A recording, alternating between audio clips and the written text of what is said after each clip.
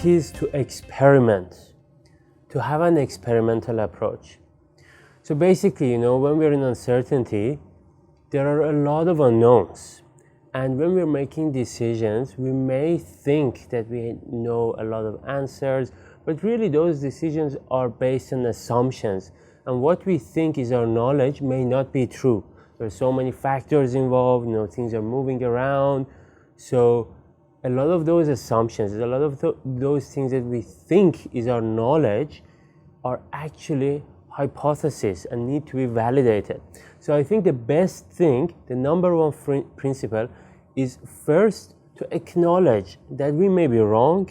Our decisions is based on hypothesis, and whatever that we think is true may not be true. Then it is to experiment. And then how do we do that? How do we make sure that we can validate our decisions, our hypothesis, before we're committing to it? Good question. Now, there are various methods that can be used. There are some popular ones like the agile techniques you might have heard about, or there are the lean startup techniques based on lean thinking that you might have heard about. But basically all of them boil down to the fact that we need to hypothesize and come up with an experiment to validate that hypothesis on a small scale.